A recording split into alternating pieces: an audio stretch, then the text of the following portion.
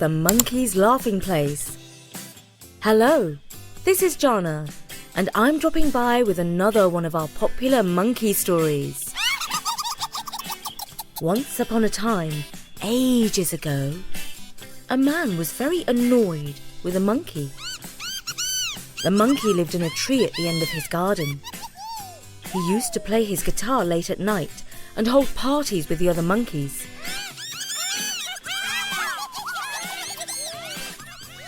But the noise prevented the man and his children from falling asleep. And as they all had to get up early for work and school, they were constantly yawning. So one Sunday afternoon, the man decided to set a trap for the monkey. It was a clever snare that involved a rope, a stone, and a trigger. And it was all fastened to a bendy branch of the tree in which the monkey lived. On Monday morning, when the monkey was not feeling his best, he accidentally put one foot in the noose of the rope and stepped on the twig that was the trigger. The trap was sprung, and the monkey shot high up into the air.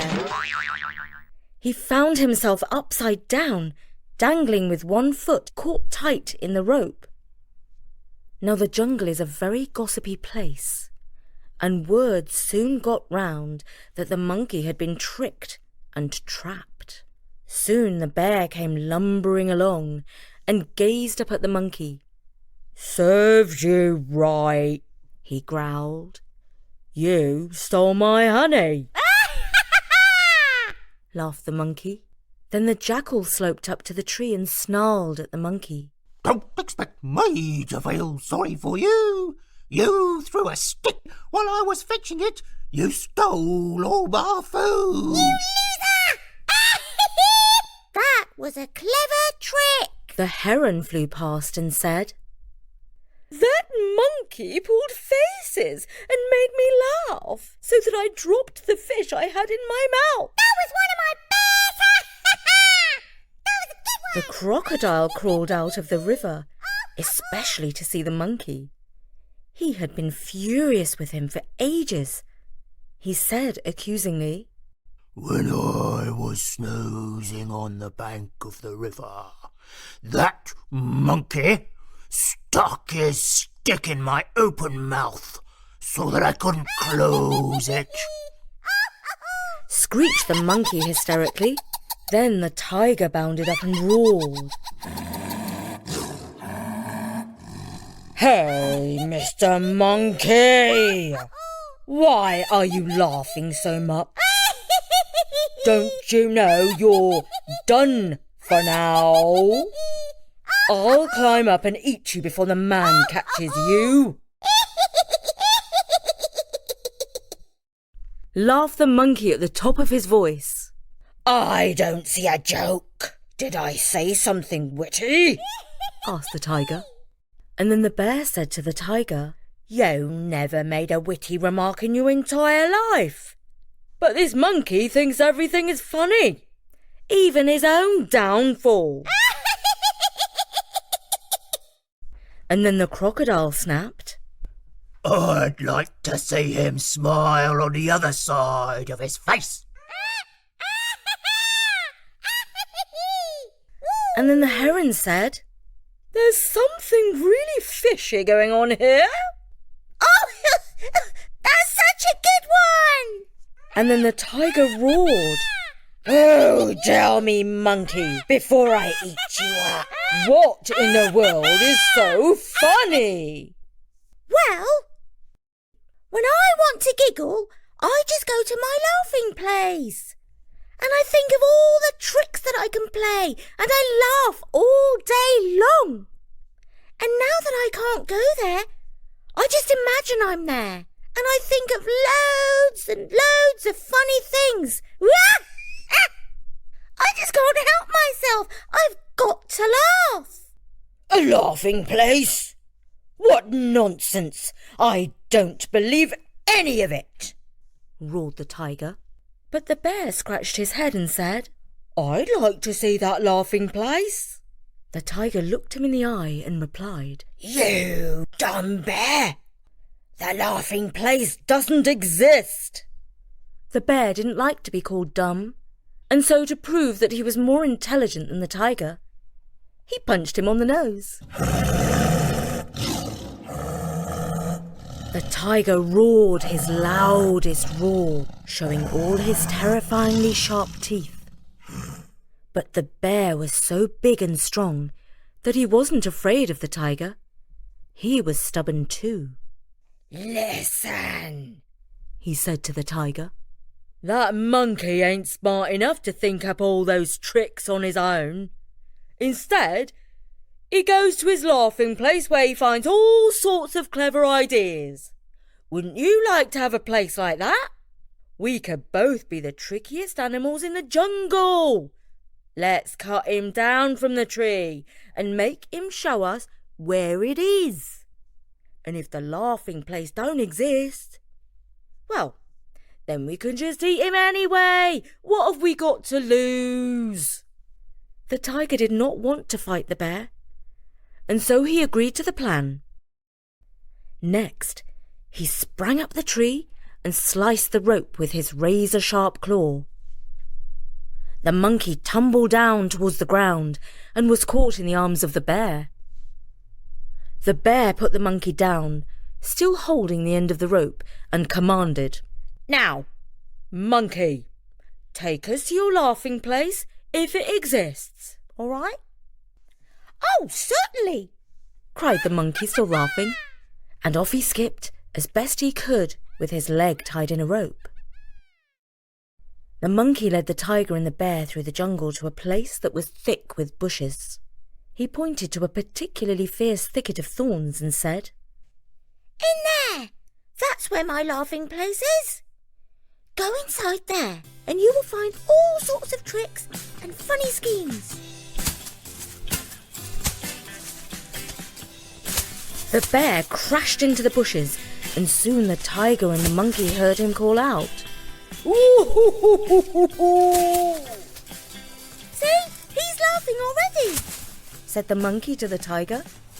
"You'd better get in there before that greedy bear steals all the tricks and there are none left for you."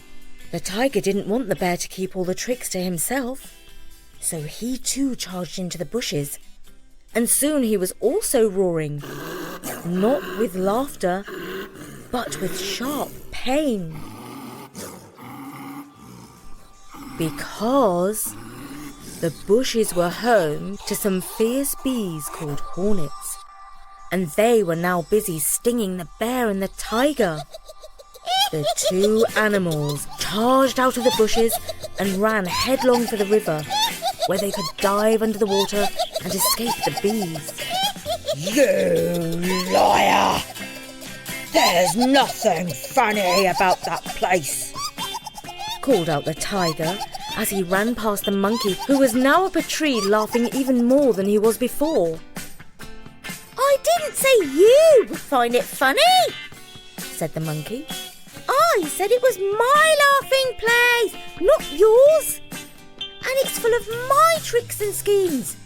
And that's why I'm laughing my head off. It's my laughing place, not yours." And that was the Monkey's Laughing Place, written by Bertie and read by me, Jana, for StoryNori.com. It was adapted from Traditional Tales. In a moment, Bertie will be reading another story from our competition winners. But first, it's time to mention our wonderful sponsor, Athletic Greens. Every day when I return from my early morning walk, I look forward to my favourite drink of the day, AG1 from Athletic Greens. I love it when I open the pack and smell the fruity aroma of the green powder, which I mix with cold water and shake well. It's now very much part of my daily routine. And it's even better because I know it's packed with 75 vitamins, superfoods, minerals, probiotics, and adaptogens for stress, anxiety, and fatigue. AG1 is easy to knock back. I take my drink on an empty stomach and feel settled and ready for the day. I always look forward to my morning drink of AG1. It really is a great way to boost your immune system. So this is perfect for you busy grown-ups in the family. It's time to reclaim your health and arm your immune system with convenient daily nutrition. It's just 1 scoop in a cup of water each morning. That's it. No need for a million different vitamins and supplements to look out for your health.